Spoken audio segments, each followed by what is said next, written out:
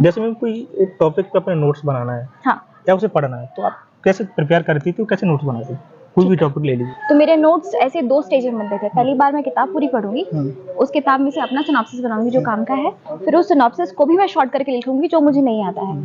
तो मीन्स होने तक मेरे पास हर सब्जेक्ट के 20 से 30 पन्ने के नोट्स अवेलेबल थे। 2018 से मैं सिविल सर्विसेज की तैयारी कर रही हूँ और जो 2020 है वो मेरा दूसरा अटैम्प्ट था एमपीपीएससी का। 2019 में मेरा प्री क्लियर नहीं हुआ था। तो आप नहीं इमेजिन कर सकते हो कि आपका रैंक आ रहा है, आपको वो चीज़ अपने आप में, क्योंकि उसमें भाग्य का बहुत रोल है। एक एक नंबर पे 50-50 बच्चे रहते हैं, तो उसमें टॉप रैंक पर आना एक बहुत ही अद्भुत क्षण था। यही कि मेरा ग्रुप बहुत अच्छा था। जैसे कृष्णा भैया हैं, मेरी बड़ी बहन है, वो भी तैयारी कर रही हैं, और भी कई ऐसे दोस्त हैं। तो उन सब की वजह से आप एक हेल्दी एटमॉस्फेयर में रहते हो। हम लोग जितने भी हमारा ग्रुप है, हमारे बैच में कृष्णा भैया हैं, जो मैंने आंसर राइटिंग सीखा है वो मोस्टली मैंने उनसे सीखा है। तो वो यही करते हैं कि किस चीज़ को कैसे लिखना है। मैं पहले सिर्फ पैराग्राफ में लिखती थी। मेरी आदत थी कि मैं, क्योंकि इंजीनियरिंग टाइम से था, तो मैं एकदम टॉप लाइन से लेकर बॉटम मार्जिन तक पूरा भर देती थी और मुझे लगता था बहुत अच्छा लिख कर आई हूँ, लेकिन नंबर नहीं आते थे। तो पहला दीदी का, दूसरा फ्रेंड सर्कल का, जिसमें कृष्णा भैया आते हैं, संदीप भैया हैं, और लाइब्रेरी में राहुल है। तो ऐसे करके बहुत सारे बच्चे हैं जिनके साथ बैठ के हमने अभी जब हमारा GS3 है, वो सबको बहुत ही डर लगता है उससे, तो उसमें हम सब ने एक एक यूनिट डिवाइड कर लिया था। करंट अफेयर्स पढ़ो, उसके लिए कोई भी आप बुक ले लो। स्पीडी पढ़ लो, मेरी किताबें निर्धारित थी। स्पीडी पढ़ना है, आजकल एग्जाम पीडिया आ गई है, वो पढ़ना है, ल्यूसन कंप्लीट करना है। सबसे पहले जब आप कोचिंग करने आए तो पहले उसका चुनाव सही करें। कई कोचिंग्स ऐसी होती हैं जहाँ पर फैकल्टी ही नहीं है, या वहाँ पर कोर्स स्टार्ट हो गया परंतु समय से फिनिश नहीं हो पा रहा है, तो आप जो विश्वसनीय कोचिंग है उन पे जाइए। हो सके तो डेमो लीजिए, समझिए कि आप टीचर की बात समझ पा रहे हैं या नहीं।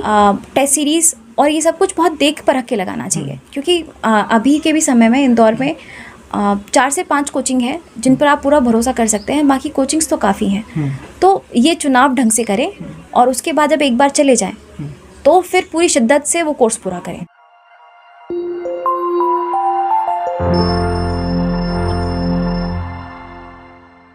वो आपका रूम ये पास में ही है। हाँ। तो चलिए आपको मैडम का रूम भी दिखाएंगे। आपको लगता होगा कि टॉपर कुछ अलग करते हैं, अलग रहते हैं, अलग खाते पीते हैं, ऐसा कुछ नहीं है। मैम को ऊपर वाला हम रूम भी दिखाएंगे और मैम से वहाँ पे विस्तार से चर्चा करेंगे, कैसे तैयारी की थी, कौन कौन से चैलेंजेस आए और आपको क्या करना है। और जैसे नोट्स वगैरह की बात हो, कुछ डेमो पेज मैं आपको टेलीग्राम चैनल में सिलेक्शन तक पे डाल दूंगा, तो आप उस नोट्स को देखकर आप अपने भी नोट्स तैयार कर सकते हैं। जैसे मैम कोई एक टॉपिक पे अपने नोट्स बनाना है हाँ। या उसे पढ़ना है, तो आप कैसे प्रिपेयर करती थी, कैसे नोट्स बनाती थी? कोई भी टॉपिक ले लीजिए इसमें। एथिकल डिलेमा ले लेते हैं। ठीक है। ठीक है। तो जैसे कि हमको यूनिट जो GS4 है उसमें टॉपिक है एथिकल डिलेमा। तो एथिकल डिलेमा क्या है, वो व्हाट लिख लिया, फिर उसके बाद उसके टाइप्स लिख लिए। अब टाइप्स को मैंने फ्लो चार्ट फॉर्मेट में लिख लिया है, एक सर्कल बना के, और यहीं पर मैंने उसके एग्जाम्पल्स लिख लिए हैं। तो अब बस इतना सा देख के मैं उसके टाइप्स और उसके एग्जाम्पल्स भी समझ में आ गए। अब आप एथिकल डिलेमा को किसी भी डायमेंशन से मुझे पूछे तो मैं उसको एक्सप्लेन कर सकती हूँ 5 मार्कर के हिसाब से। तो ऐसे मैंने सारी चीज़ों को, मतलब क्वेश्चन जो अपना सिलेबस है उसके सारे कीवर्ड्स के लिए व्हाट, व्हाई, वेयर और हाउ सब तैयार कर लिया था, ऐसे शॉर्ट में। पूरा नोट्स है वो ऑथेंटिक बुक से आपने टू द पॉइंट कीवर्ड्स निकाले उससे? हाँ, ऑथेंटिक बुक से।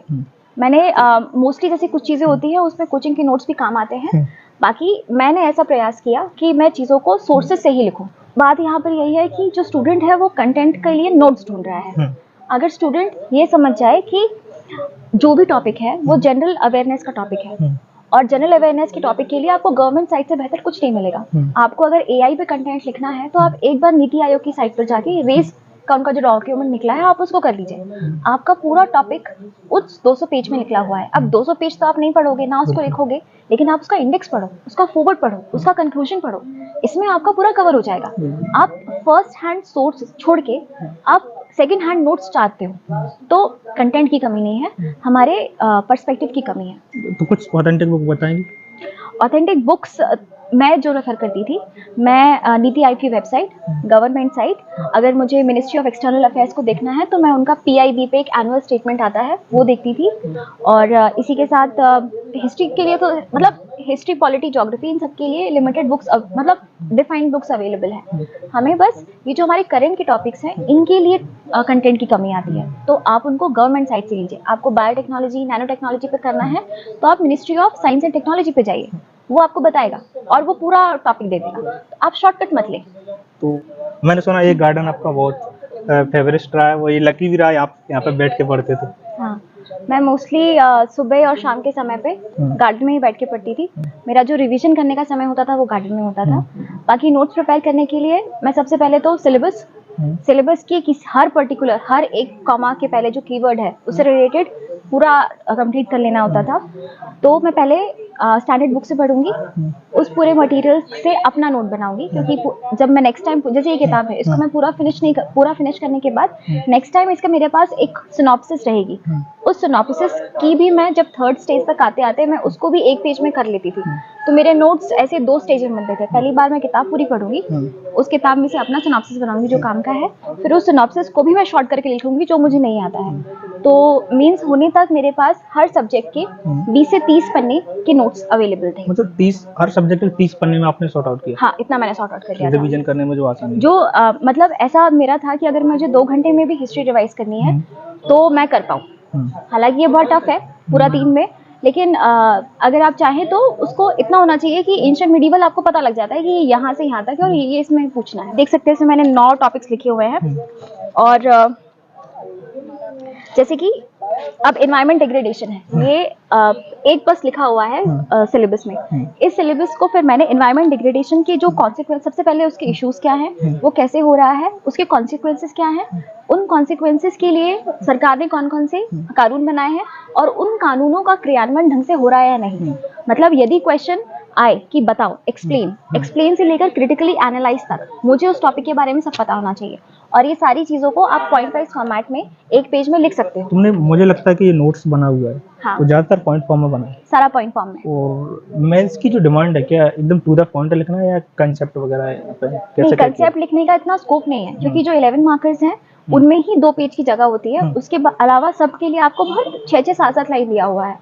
तो कॉन्सेप्ट आपको कम शब्दों में कॉन्सेप्ट बताना है, 1 से 2 लाइन में।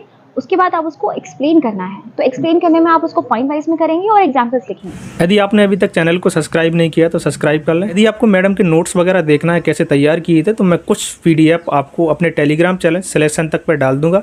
वहाँ पर आप देख सकते हैं और अपने हिसाब से अपने नोट्स क्रिएट कर सकते हैं।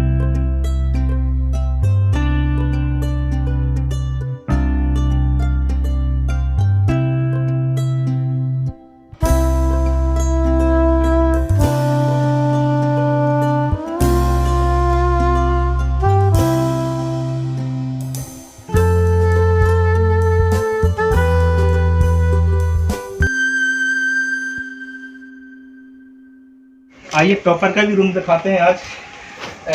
इस टाइप से इसमें 2 बेड डले हैं और एक अलमीरा भी है, एक टेबल है। आप यहाँ पे बैठ के पढ़ती हो? मैं लाइब्रेरी में पढ़ती थी, दीदी रूम पे पढ़ती हैं, तो दीदी का रूम है और मैं लाइब्रेरी है। ये गार्डन है। हेलो दोस्तों, सिलेक्शन तक में आपका स्वागत है। मैं आपका दोस्त DK गौतम। तो आज हूँ मैं इंदौर में और मेरे साथ है 2020 की MPPSC टॉपर जिनकी 2nd रैंक आई है, निधि भारद्वाज मैम।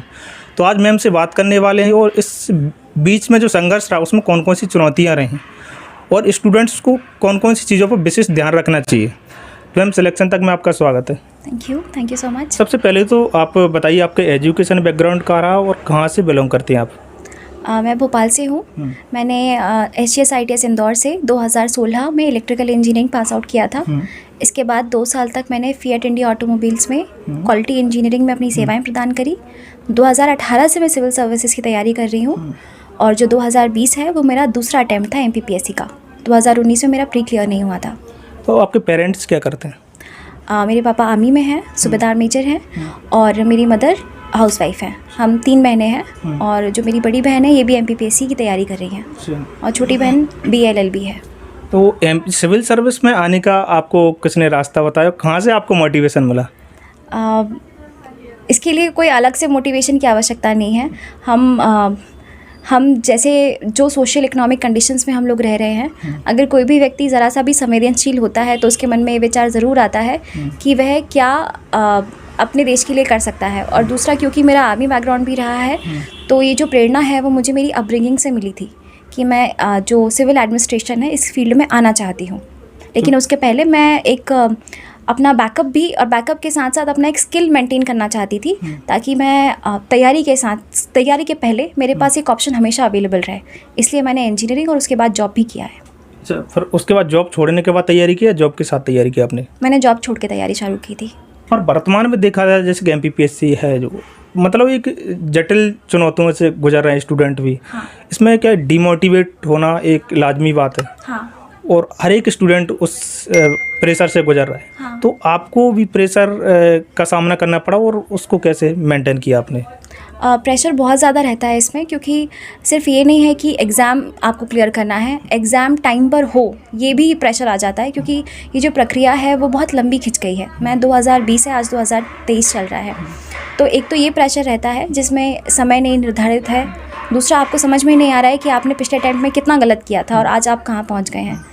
इसके साथ साथ ये भी रहता है कि आपके जो यूथ के बहुत ही इम्पॉर्टेंट ईयर्स हैं, जिसमें आप सबसे ज़्यादा एनर्जेटिक रहते हैं, आप उसमें पूरा पढ़ाई में लगा रहे हैं। 10 से 12 घंटे दिन का आप सिर्फ पढ़ रहे हो और एक तरीके से आप अपनी स्किल भले ही डेवलप कर रहे हो, बट उस स्किल की आपके पास कोई डिग्री नहीं है। तो ये एक बहुत बड़ी चुनौती रहती है। मेरे लिए भी ये सब चुनौतियाँ आई थी, लेकिन मुझे अपने ऊपर ये विश्वास था कि मैं काम करके आई हूँ, और जिस भी दिन मुझे ऐसा लगेगा कि ये नहीं हो पा रहा है मेरे से, तो मेरे पास हमेशा एक ऑप्शन रहेगा कि ठीक है, मैं वापस जाके कुछ जो इतने समय में मैंने पीछे छूटी हूँ उन स्किल्स को वापस डेवलप करके वापस काम करने लग जाऊंगी। जो इंजीनियरिंग वाले स्टूडेंट है, जिस बार मैंने इंटरव्यू भी लिए MPPSC के सामने जानने का प्रयास किया, पर 70 से 80% स्टूडेंट मुझे इंजीनियरिंग वाले मिले। और आपका भी इंजीनियरिंग है, तो क्या आप मूल मंत्र बताएं कि इंजीनियरिंग वाले सबसे ज़्यादा इसमें एंटर कैसे कर रहे हैं? बहुत सारे बच्चे इंजीनियरिंग ऑप्ट करते ही हैं आफ्टर 11th 12th। ज़्यादा कॉलेजेस भी हैं हमारे पास, उसका उतना हमको आउटपुट भी नहीं मिल रहा है, क्योंकि इतनी जॉब क्रिएशन नहीं हो पा रहा है। दूसरा, जहाँ तक मुझे लगता है कि आज के समय में जो एडमिनिस्ट्रेशन है वो भी बहुत टेक्निकल एक्यूमेंट मांगता है। जिस प्रकार से ई-गवर्नेंस आया है या जो हमारी प्रणालियाँ आई हैं, उसमें अगर आप टेक्निकली स्ट्रांग है तो आप बेहतर वर्क कर लेते हैं। तो ये चीज़ इंजीनियर्स के लिए बहुत फिट बैठ जाती है। इसी के साथ जो पेपर का पैटर्न है इस समय, हम लोग हमेशा 4 साल की इंजीनियरिंग में चीज़ों को बहुत ही फॉर्मूला बेस्ड, बहुत ही स्ट्रक्चर्ड वे में लिखना, पॉइंट वाइज फॉर्मेट में लिखना, और एक हमारा गोल सेट होता है कि हमको कैसे उसको अटेम्प्ट करना है। इसी के साथ जैसे CSAT का पेपर भी होता है, तो क्योंकि इंजीनियरिंग बैकग्राउंड है तो आपको आंसर लिखना और कम शब्दों में चीज़ों को कहना आता है, इसलिए शायद ये हमको स्विच करना सिंपल हो जाता है। हालांकि ह्यूमैनिटीज़ पढ़ना है हमें, लेकिन हमको लिखना आता है कि हमें प्रेजेंट कैसे करना है। तो शायद इस वजह से भी इंजीनियरिंग की जो क्या बोलना चाहिए कि सक्सेस रेट है वो ज़्यादा हो रहा होगा। क्या आपको इससे पहले पता था कि मैं टॉप रैंक में भी आ सकती हूँ? सोचा था कभी? नहीं, टॉप रैंक कभी नहीं सोचा था। इतना सोचा था कि लिस्ट में नाम आ जाएगा, टॉप रैंक नहीं था। जब आपने अपना सेकंड रैंक देखा, हाँ। मैंने भी देखा, तो फिर मैंने कही मैम का नाम आ गया, तो आपको कैसा लग रहा था? घर वालों का क्या मोमेंट था उस वक्त? मुझे ये पूरी खबर घर वालों, मतलब मेरे घर में सबसे लास्ट में मुझे ही पता लगा था। मेरे घर में सबको पता था मुझे छोड़ के, और सबने मुझे एक कॉन्फ्रेंस कॉल किया था, कॉन्फ्रेंस वीडियो कॉल था कि रिज़ल्ट आया है। तो इससे पहले मैं उनकी खुशी देख पाती, वो सब ऑलरेडी खुश हो चुके थे, उन्होंने मेरी खुशी देखी। मैं तो थोड़ी स्तब्ध थी, क्योंकि आप नहीं इमेजिन कर सकते हो कि आपका रैंक आ रहा है, आपको वो चीज़ अपने आप में, क्योंकि उसमें भाग्य का बहुत रोल है। एक नंबर पे 50-50 बच्चे रहते हैं, तो उसमें टॉप रैंक पर आना एक बहुत ही अद्भुत क्षण था।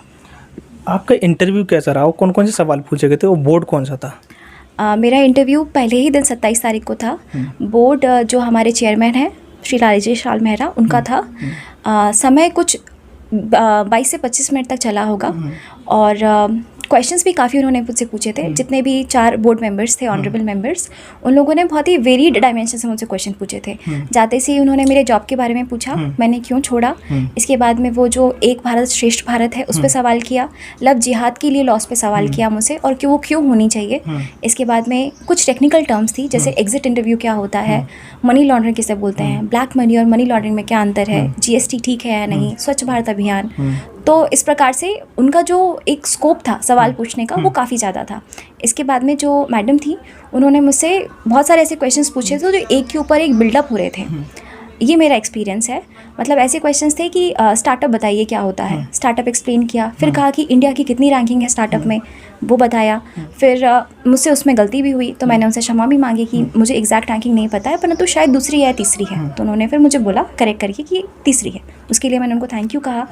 इसके बाद में उन्होंने मुझसे पूछा कि ठीक है यूनिकॉर्न क्या होता है बताओ, वो समझाया। फिर स्टार्टअप के लिए क्या क्या कदम उठाए जा रहे हैं सेंट्रल लेवल पे और स्टेट लेवल पे। तो मुझे ऐसा लग रहा था कि जो फ्लो था इंटरव्यू का वो बहुत ही आंसर के बिहाफ पर आगे बढ़ता चला जा रहा था। इसके बाद में उन्होंने मुझसे मेरी हॉबी के बारे में पूछा। मेरी हॉबी एस्ट्रोलॉजी है। उसमें उन्होंने मुझसे सवाल किया कि कैसा होना चाहिए व्यक्ति को, आपको आपकी कुंडली देखनी चाहिए या नहीं। और फिर उन्होंने उस दिन एक दुर्घटना भी हुई थी नक्सल रिलेटेड, तो उन्होंने वो भी मुझसे पूरा पूछा था। उसमें भी मैं एक आध सवाल का जवाब नहीं दे पाई थी। तो ओवरऑल मुझे ऐसा महसूस हुआ कि इंटरव्यू आपके ज्ञान का एक टेस्ट नहीं है, वो आपकी पर्सनालिटी का है। अगर आपको नहीं आता है तो आप नहीं आने पर कैसे जवाब दे रहे हैं वो ज़्यादा मैटर करता है। हमेशा संयम से और शांति से जवाब देना है और अपने मन में कभी भी ये भाव नहीं आना है कि मुझे इनसे ज़्यादा पता है। मतलब मैं अगर सवाल का जवाब दे भी रही थी तो उसको इस तरीके से दे रही थी कि उन्होंने अगर मुझसे जवाब पूछा तो तुरंत उसका आंसर दे दिया कि देखो मुझे आता है। ऐसा नहीं था कि सर जितना मेरी समझ है उसमें उसका इतना आंसर है। तो मुझे ऐसा लगा कि इससे वो खुश हुए थे और इंटरव्यू ठीक गया था।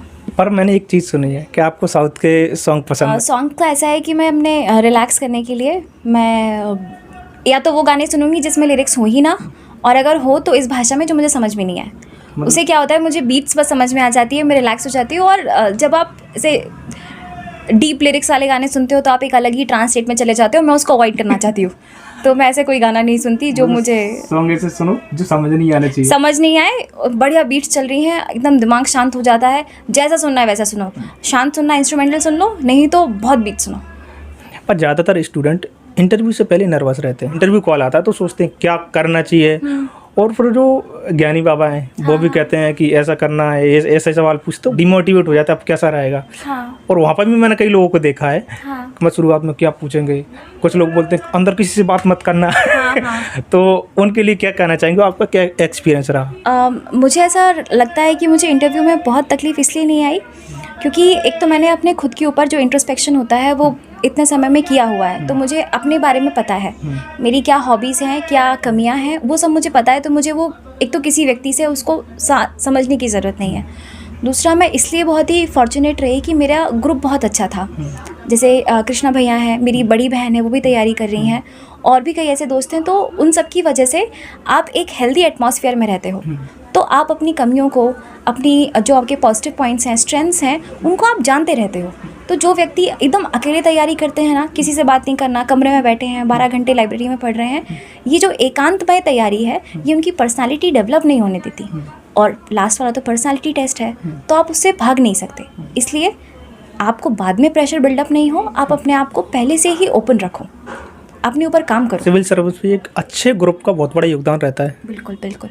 अगर आपके पास अच्छा ग्रुप है तो आपको चैलेंजेस मिलेंगे, आपको मोटिवेशन मिलेगा, एक हेल्दी कंपटीशन मिलेगा, आपको आपकी जो कमियां हैं वो दूसरा व्यक्ति उसको सुधारेगा, आप दूसरे की कमी सुधारोगे, तो एक बहुत अच्छी भावना आती है। हम लोग जितने भी हमारा ग्रुप है, हमारे बैच में कृष्णा भैया हैं, जो मैंने आंसर राइटिंग सीखा है वो मोस्टली मैंने उनसे सीखा है।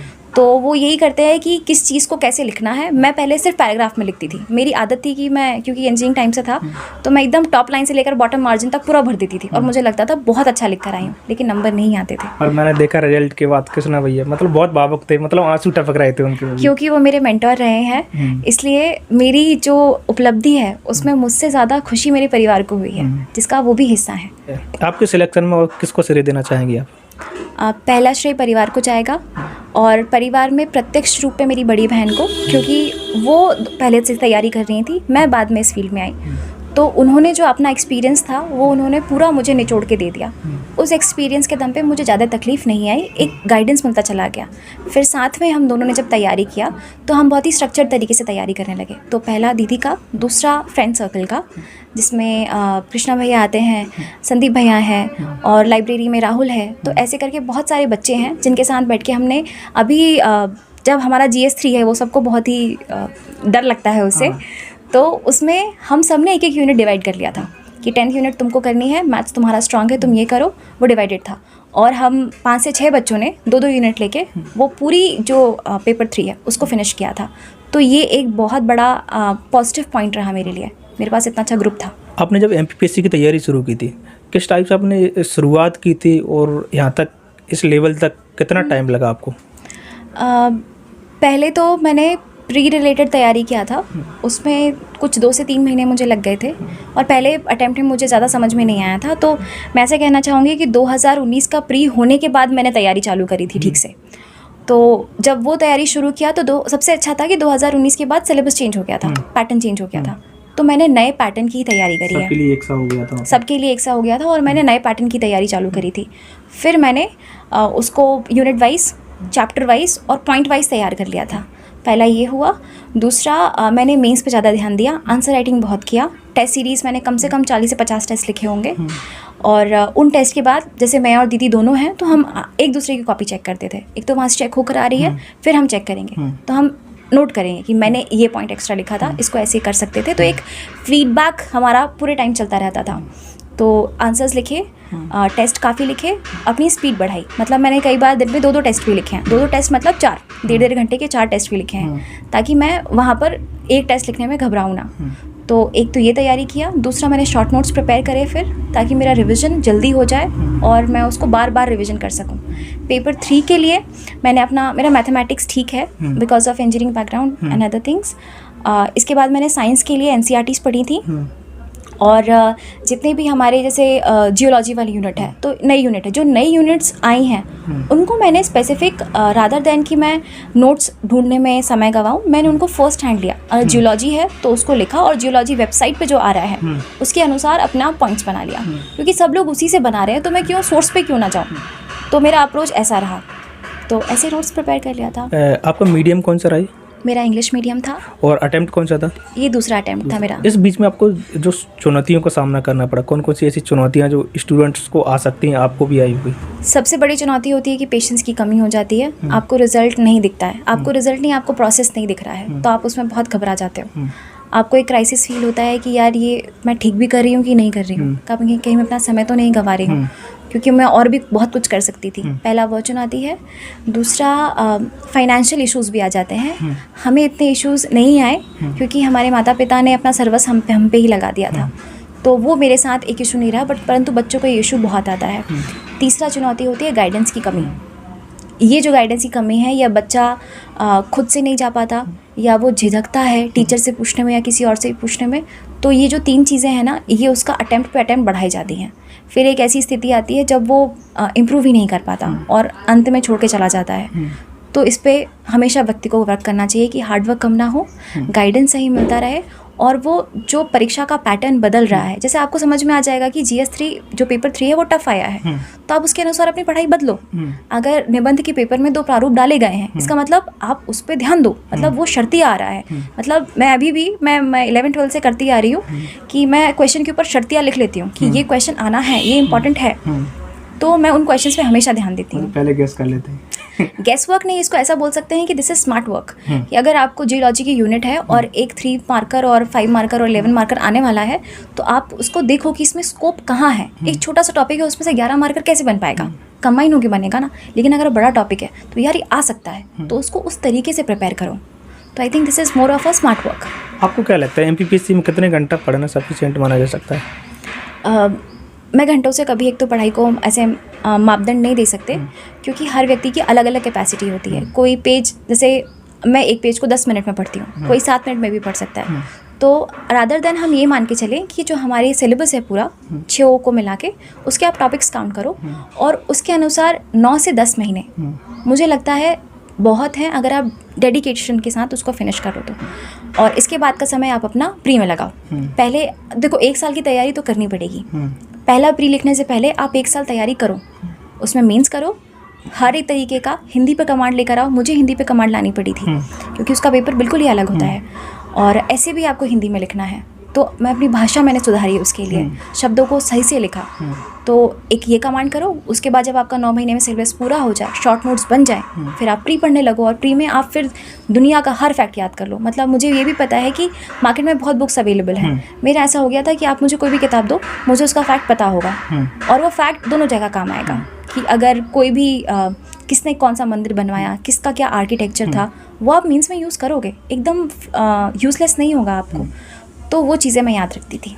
भाई मैं पूछने वाला था कि मार्केट में इतनी बुक उपलब्ध है कि स्टूडेंट कंफ्यूज रहता है कौन सी बुक खरीद लूँ। हाँ और मेरे से भी कई लोग पूछते हैं कि आप तो टॉपर से बात करते हैं, सिलेक्टेड लोगों से, तो आपको पता होगा।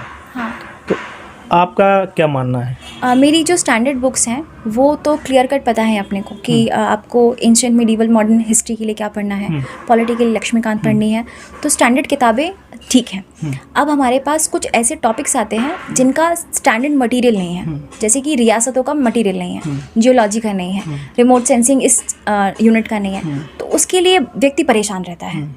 उसमें किसी भी कोचिंग ने कुछ भी निकाला, और हर कोचिंग का मटेरियल एकदम सेम नहीं होगा। आप उन सबको कंपेयर क्यों कर रहे हो? आप अपना रिमोट सेंसिंग लिख लो। मैं यही आपको समझाना चाह रही हूँ कि हमारे पास मटेरियल की कमी नहीं है, अच्छे मटेरियल की तो कमी है ही, और आप उसमें कंफ्यूज हो जाते हो। तो आप मटेरियल खुद से देखो। मैं मोस्टली क्या करती थी कि किसी भी टॉपिक पे, जो दृष्टि IAS की साइट है, इंग्लिश और हिंदी दोनों में है वो, उससे मैं उस टॉपिक को पढ़ लेती थी और अपने 5 पॉइंट लगा लेती थी।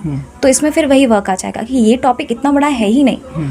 और दूसरी बात, आपको पता है कि मैक्सिमम 11 मार्कर आएगा, उसमें आपको 200 वर्ड लिखने हैं, तो आप किसी भी टॉपिक को 2 पन्ने से ज़्यादा क्यों कर रहे हो?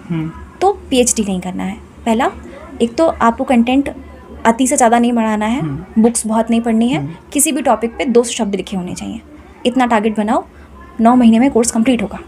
टू द पॉइंट, सिलेबस के अकॉर्डिंग पढ़ना है। सिलेबस अकॉर्डिंग पढ़ना है, किस में क्या बेहतर है आप कंपैरिजन मत करो। Don't be a book critic, just अपने नोट्स बनाओ और उसको बेहतर कर लो। प्री को लेकर डर रहता है कि प्री होगा या नहीं होगा, प्री को कैसे सॉर्ट आउट किया? मेरा पहला प्री नहीं निकला था, उसके बाद मुझे ये समझ में आ गया कि जो क्वेश्चन पेपर है उसमें करने वाले क्वेश्चंस हैं 70 क्वेश्चन या 70-72 क्वेश्चन ऐसे होते हैं जो अगर आप शांत दिमाग से करो तो आप बहुत आसानी से कर ले जाओगे, और इतना ही कट ऑफ जाता है।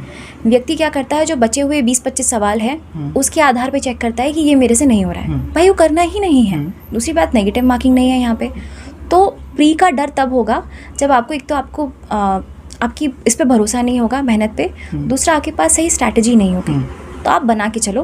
पहली बात, टेस्ट पेपर लगाओ, स्टैंडर्ड मटेरियल बिल्कुल तैयार रखो, करंट अफेयर्स पढ़ो, उसके लिए कोई भी आप बुक ले लो, स्पीडी पढ़ लो। मेरी किताबें निर्धारित थी, स्पीडी पढ़ना है, आजकल एग्जामपीडिया आ गई है वो पढ़ना है, ल्यूसन कंप्लीट करना है, और जो मेरे स्टैंडर्ड बुक्स के नोट्स हैं मध्य प्रदेश वाले वो करने हैं। तो गिनती की 6 से 7 किताबें, इतना करना है, इनको बार बार रिवाइज करना है और फिर पेपर लगाना है। और सबसे इंपॉर्टेंट है प्रीवियस ईयर पेपर और उनके ऑप्शंस, वो लगा के आप जाओ और टारगेट करो कि ये जो क्वेश्चन सबसे सही हो रहे हैं ये मेरे गलत नहीं होने चाहिए, इतने में प्री क्लियर होगा। वो डर मन से निकाल देना है। तो ये एक बार आपको 2 से 3 महीने की मेहनत करनी पड़ेगी। मैंने पहली बार नहीं किया था, लेकिन दूसरी बार जब मैं अपना मेंस कर चुकी थी तो मैंने कम से कम 2 से ढाई महीने सिर्फ प्री पढ़ा था और तरीके से। फिर आप कोई भी किताब ला के दे दीजिए, मैंने फिर उसको पूरा कवर टू कवर कंप्लीट कर लिया था, ताकि मेरे मन से एक बार, और वो जो तब का मेरा प्री पढ़ा हुआ है वो 20 में भी आया, 21 में भी काम आया, 22 में भी काम आया। तो एक बार कर लो, फिर बस उसका लिए रिविजन चाहिए होता है। न्यू स्टूडेंट जो फ्रेशर आते हैं उनको कैसे तैयारी करना चाहिए और कौन कौन सी समस्या आती है? इन दौर आने से पहले कौन कौन सी चीज़ों पर उन्हें विशेष ध्यान देना चाहिए? मुझे ऐसा लगता है कि जो शुरुआत की 1 से 2 साल की तैयारी होती है वो आपका मेक और ब्रेक है। यदि आपने उस समय लापरवाही कर दिया तो फिर वो आपके अटैम्प्ट बढ़ते चले जाएंगे। तो सबसे पहले जब आप कोचिंग करने आए तो पहले उसका चुनाव सही करें। कई बार कई कोचिंग्स ऐसी होती हैं जहाँ पर फैकल्टी ही नहीं है, या वहाँ पर कोर्स स्टार्ट हो गया परंतु समय से फिनिश नहीं हो पा रहा है, तो आप जो विश्वसनीय कोचिंग है उन पे जाइए, हो सके तो डेमो लीजिए, समझिए कि आप टीचर की बात समझ पा रहे हैं या नहीं। और दोनों तरफ से, एक तो फैकल्टी भी की गलती होती है, दूसरा बच्चा भी फिर कंटिन्यूसली नहीं जाता है, तो ये दोनों नहीं होना चाहिए। तो एक तो कोचिंग का चुनाव सही होना चाहिए, दूसरा आप जैसे 2 से 3 महीने बाद आपको ऐसा लग रहा है कि पढ़ाई नहीं हो पा रही है या मुझे ये चीज़ समझ में नहीं आ रही है, तो आप एक्टिवली परस्यू करो। आप अपने कोचिंग वाले के पास जाओ, फैकल्टी के पास जाओ, बात करो, छोड़ो मत, क्योंकि एक बार आप ऐसा दे चुके हो फिर आपको वहाँ पर आपकी सर्विसेज लेनी चाहिए, क्योंकि आप आप वहाँ पढ़ने आए हो ना, और अगर आपको नहीं समझ में आया तो आप पूछो टीचर से। सब कुछ जानने से काम नहीं चलेगा। पहला ये। दूसरा, टेस्ट सीरीज़ और ये सब कुछ बहुत देख परख के लगाना चाहिए, क्योंकि अभी के भी समय में इंदौर में 4 से 5 कोचिंग है जिन पर आप पूरा भरोसा कर सकते हैं, बाकी कोचिंग्स तो काफ़ी हैं। तो ये चुनाव ढंग से करें और उसके बाद जब एक बार चले जाएं तो फिर पूरी शिद्दत से वो कोर्स पूरा करें। आप टीचर्स के पीछे पढ़ो कि सर नहीं समझ आ रहा है, तो काम बनेगा। ऐसा मतलब मुझे हार्डली ऐसा लगता है कि अगर कोई किसी से पूछे कि हम मुझे समझा दें, फैकल्टी आपको ना समझाएं, ऐसा नहीं हो सकता। तो आपको भी एक्टिव रहना पड़ेगा उसके लिए। कुछ लोग तो क्या है, क्लास में पूछने से शर्माते हैं कि मैं पूछूंगा तो क्या होगा। नहीं, कुछ नहीं होता है। मैंने एक चीज़ सीखी है कि अपना अहंकार बीच में नहीं लाना है। अगर आपको कुछ चीज़ समझ में नहीं आ रही है तो तुरंत पूछो। किसी और की कोई चीज़ अच्छी है तो उसको तुरंत अडेप्ट कर लो, क्योंकि अल्टीमेटली आपको मार्क्स चाहिए हैं। मार्क्स जैसे आ रहे हैं, जितना पढ़ के आ रहे हैं, जैसे लिखने से आ रहे हैं, सब कर लो। यहाँ वही करने तो आए हैं, यहाँ पे शर्माने का कोई स्कोप ही नहीं है। तो मैं तो ये बोल रही हूँ कि इंसान को जुझारू होना पड़ता है, शर्मीला नहीं। प्री की पहले तैयारी करें या मेंस की, तो आपको क्या लगता है? मुझे ऐसा लगता है पहले मेंस ही करनी चाहिए, उसके बाद प्री की। मैंने भी यही अपनाया था अपने सेकंड अटेम्प्ट में, क्योंकि प्री में आपको सिर्फ फैक्ट रखना है और वो आपको समय बाद ऐसे भी भूल जाएंगे, वो लॉन्ग टर्म में नहीं आएगा। तो जब प्री होने वाला हो उसके 2 महीने पहले कर लो, उसके पहले अपने लिखने पे बहुत फोकस करो। मतलब मेंस की तैयारी आपकी अगर हो गई ढंग से, तो आप फिर को आपको प्री पढ़ने में मज़ा आएगा। आपको समझ में आएगा कि ये सिर्फ प्लेन फैक्ट नहीं है, पीछे की कुछ कहानी है। तो पहले आप मेंस करें, उसके बाद प्री की तैयारी करें, और इस पूरे दौरान अपने इंटरव्यू को ना भूलें, क्योंकि अल्टीमेटली आपको पर्सनालिटी टेस्ट करानी है। आपको बताना है कि आप में ऑफिसर्स लाइक क्वालिटीज़ हैं। वो रिजल्ट आने के 2 महीने में नहीं बनेगा। इस पूरे जो आपकी while your preparation, you have to be very sure कि मुझे कैसे रहना है, मेरा कंडक्ट कैसे होना चाहिए, मुझे डिसिप्लिन कितना होना है, किन चीज़ों को प्रायोरिटाइज करना है, ये सब आप पहले दिन से करते चलो। तो I would say mains plus interview, then pre plus interview, और ऐसे। बहुत बहुत धन्यवाद और आपके लिए आगे की शुभकामनाएं। धन्यवाद, थैंक यू सो मच। यदि आपको हमसे संपर्क करना है, टेलीग्राम चैनल से जुड़ सकते हैं। जैसा कि MPPSC प्री सिलेक्शन तक प्री वाले बच्चों के लिए है, MPPSC मेंस सिलेक्शन तक मेंस वाले बच्चों के लिए है, और MPESB सिलेक्शन तक MPESB वाले बच्चों के लिए है। यहाँ पर डेमो PDF हम प्रोवाइड कर देंगे। अगर आपकी और भी कुछ क्वेरीज होती हैं, कुछ भी क्वेश्चंस होते हैं, तो आप फेसबुक या इंस्टाग्राम पे आप कमेंट कर सकते हैं और हमें बता सकते हैं। इसके अलावा सिलेक्शन तक से ज़रूर जुड़े रहिए, क्योंकि इस पर आपको MPPSC से रिलेटेड बहुत सारी इन्फॉर्मेशन आती रहेंगी और मिलती रहेंगी। So that is all about today. Thank you all of.